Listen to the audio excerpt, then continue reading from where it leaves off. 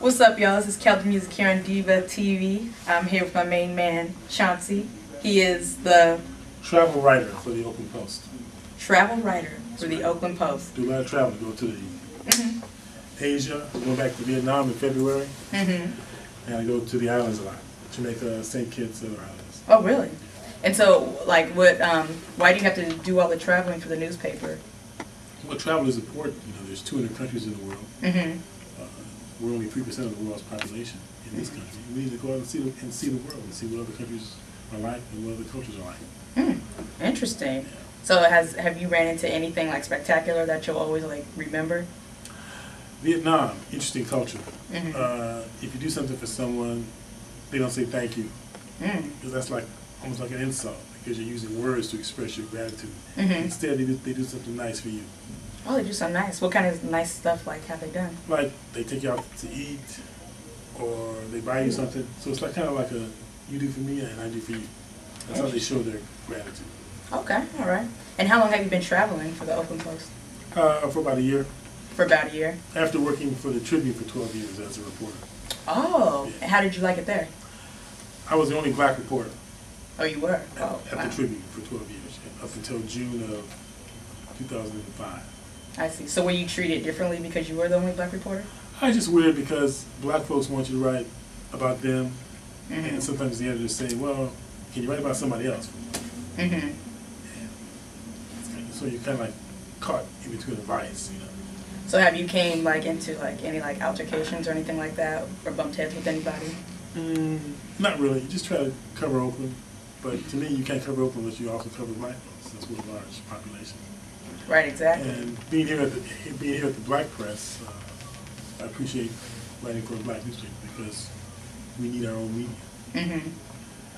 And we'll get stories in the paper that other media may not pay attention to, such as this lady just filed a lawsuit against E40, claiming that he stole some of her songs. Really? I was reading that outside. Yeah, her name is Erica Hayes. Erica Hayes. Yeah, AKA Swiss Barbie. And so, you know, we just try to get the news out. I'm sure E40 didn't appreciate it, but that's what the news is all about. Yeah, exactly. You have to get stuff out there. Right, it's all about just publicity, putting everything out there, and, you know, like say you see it on the paper, like, whoa, you know. And sometimes black artists don't really get enough access to the, quote, mainstream media. Right. I remember I was on a conference call with Blair Underwood, well-known actor, and every single reporter on the conference call, Baltimore, New York, Atlanta, LA, Chicago, here in the Bay Area, they were all calling from black newspapers. Okay. So if Blair Underwood can't get play from the so-called white press, how difficult will it be for up-and-coming black performers? Exactly. So that's why we exist, to give people that other voice. Now, what other like upcoming artists have you covered in your paper? Well, personally, I've interviewed Halle Berry a couple times, Oprah Winfrey, a lot of celebrities.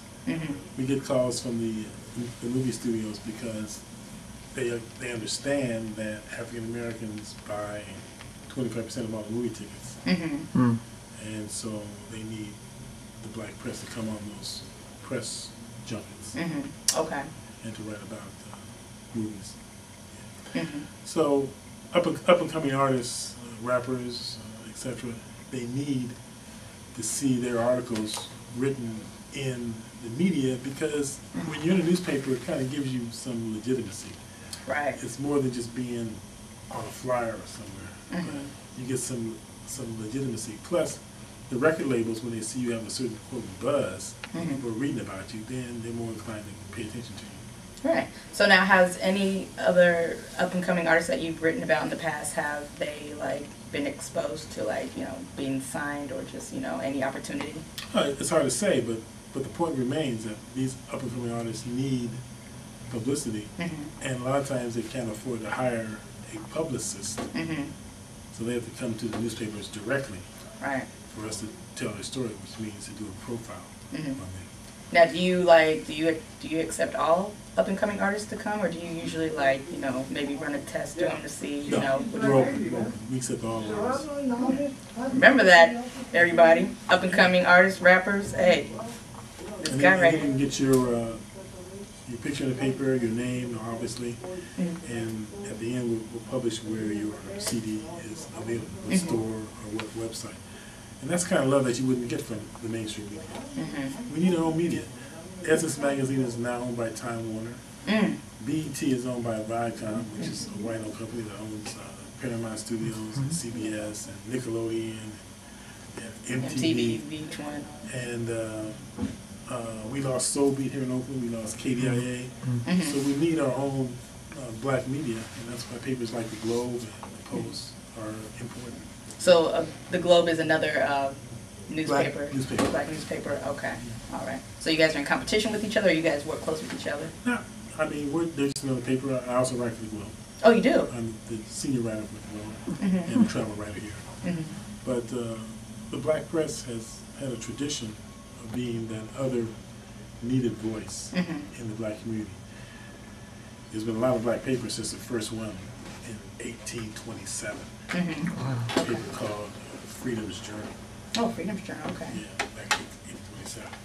Wow. You know, around Christmas time, a lot of times the Tribune would publish an editorial from a paper called the New York Sun. It's a legendary editorial that talks about this little girl named Virginia who wrote a letter to the editor saying, asking the editor, is there a Santa Claus? Because this girl turned to her father and said, Dad, is there a Santa Claus? And the father said, well, I don't know, but ask the editor of the Sun, because if it's in the Sun, it must be true. She wrote the letter to the Sun, and the editor said, well, there is a Santa Claus as long as there's love and happiness and kindness, there is a Santa Claus. Well, William Hodges wrote a letter to the Sun also in 1847. Okay. Complaining about the way blacks were not covered in New York City. And the editor didn't respond to his letter to the editor. So Mr. Hodges wrote it again and says, look, run my letter as an advertisement. I'll pay you to run it. Right. And the editor of the Sun finally said, Mr. Hodges, the sun does not shine for the colored man. Go out and get your own paper. Yeah, yeah. So William Hodges started a paper called the Ram's Horn in 1847. And so these papers are just part of that long-standing tradition. Right. That we need to pick up papers and see more than just who got killed. Yeah, exactly. Or, you know, just some other stuff that's not important. Yeah, you know, positive stories. So here at the Post, there's the South County edition. South County, yo. And then they have San Francisco. San Francisco. Berkeley. Richmond. And of course Oakland. And then a Spanish paper that they publish here called El Mundo. Oh, nice. Okay. Wow. So you guys are just... Total circulation is probably about 55,000. Wow. Okay. So I'm assuming you guys get a lot of feedback from your readers. Oh, yeah. Any negative feedback? People always complain about, well, you didn't spell my name right, or you didn't quote me directly, but you know. Hey, you guys gonna do what you do. I mean, hey, you know. Right. I depend on people to send me email. Because then their quotes are exactly the way they sent it to me. Right, so then it's on them if it's not the way they want it to be. Exactly, yeah. So, yeah, there's definitely, some people say that newspapers are like kind of like a dinosaur, that they may not exist in the next 5, 10, 15 years, but I don't know, I think there'll always be a place for even if it's on the internet, you know, I mean, you always got to read news, you know, so. But we did an article about you. We were happy to get you on the front page. That's right. And thank you so much. I really appreciate it. I mean, it looks great. I've been getting feedback from people off the streets, you know. Got some people coming up to me like, I saw you in the Oakland Post, you know, so really appreciate that. And other than that, you know, an Our TV. Our TV, yeah. We like your show called DIVATV. DIVATV. Saw that on Our TV. It's excellent. Is this your cameraman? This is my cameraman. Hey. He followed you everywhere, right? Yeah. But not the bathroom. Oh, no. Hell no. We just strictly do street stuff and places like this. So. Well, thanks for getting this. Hey, thank you so much for letting me interview you, Chauncey. And we'll definitely come back again. All right, take care. All right. You too now.